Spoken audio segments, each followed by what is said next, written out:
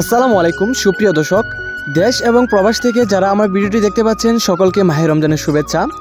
আশা করি সবাই ভালো আছেন। আপনাদের সুস্থতা কামনা করে আজকে আমি আপনাদের সামনে অরিজিনাল ভিয়েতনাম কই মাছের ভিডিও নিয়ে হাজির হয়ে গেলাম।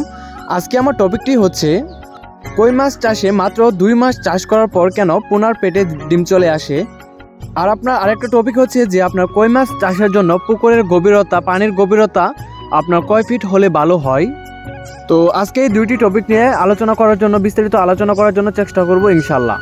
তো আমি আমার টপিকে যাওয়ার আগে বলে নিচ্ছি, আপনারা যদি আমার চ্যানেলের নতুন মেম্বার হয়ে থাকেন তাহলে এখনই সাবস্ক্রাইব করে নেন এবং মাছ চাষ সম্পর্কিত নিত্য নতুন ভিডিও পাওয়ার জন্য পাশে থাকা বেল আইকনটি অবশ্যই প্রেস করে দিবেন।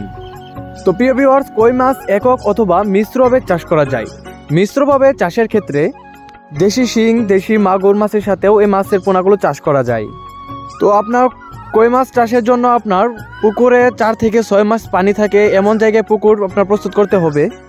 কই মাছ চাষের জন্য সবচেয়ে ভালো হয় আপনার 4 থেকে 5 ফিট পানি হলে ভালো হয়।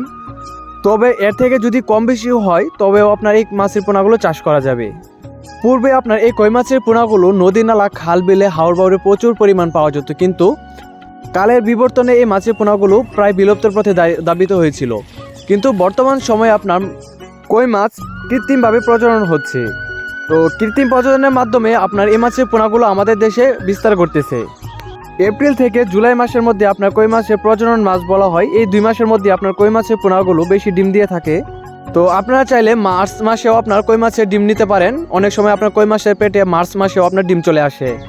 তবে জুলাই মাসের পর আগস্ট, অক্টোবর মাসেও আপনার কই মাছের পেটে ডিম থাকে, তো আপনার ওই সময় ডিম নিতে পারবেন। তো ওই ব্রিডিংয়ের পোনাও ভালো হবে। তারপর যেমন সেপ্টেম্বর, অক্টোবর, নভেম্বর, তো তখন যদি আপনারা পোনা ব্রিডিং করেন তো তখন আপনার বেশি একটা পোনার গ্রোথ আসবে না। তো ওগুলোকে বলা হবে আপনার চাপের পোনা। তো সাধারণত ডিম চলে আসার কারণ হচ্ছে যখন আপনারা চাপের পোনা চাষ করবেন তখনই কিন্তু আপনার মাছের পেটে ডিম চলে আসবে, মাছের গ্রোথ হবে না।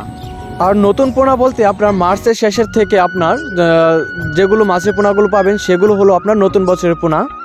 তো আপনারা যদি এই সময় মাছের পোনাগুলো চাষ করেন তবে ইনশাল্লাহ মাছের গ্রোথ ভালো হবে। তো একবার প্রশ্ন করছিল যে আপনার ডিম কেন চলে আসে পোনার পেটে। তো আমি তাদের উত্তর বলবো যে আপনার চাপের পোনা চাষ করলে আপনার কই মাছের পেটে ডিম চলে আসে। তো প্রিয় খামারি ভাইরা, আপনারা অনেকে রয়েছেন যারা আপনারা এই মাছের পোনাগুলো ব্লাই ফ্লকে চাষ করতে যাচ্ছেন। তো আপনারা চাইলে এই মাছের পোনাগুলো ব্লাই ফ্লকে চাষ করতে পারবেন।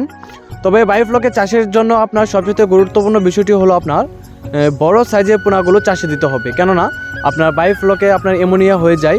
তো এতে করে আপনার মাছ মারা যাওয়ার সম্ভাবনা থাকে। তো এই জন্য আপনার একটু বড় সাইজের পোনাটা বায়োফ্লকে দেওয়ার জন্য চেষ্টা করবেন। তো ভিউয়ার্স, প্রতিনিয়ত আমি আপনাদের উপকারে ভিডিও বানিয়ে থাকি। তো আজকে আমার একটি রিকোয়েস্ট থাকবে আপনাদের কাছে, আমার চ্যানেলটিকে অবশ্যই সাবস্ক্রাইব করে দিবেন সবাই, এমনকি আপনার লাইক বাটনে লাইক দিয়ে ভিডিওটি সবার কাছে শেয়ার করে দিবেন। ধন্যবাদ সবাইকে।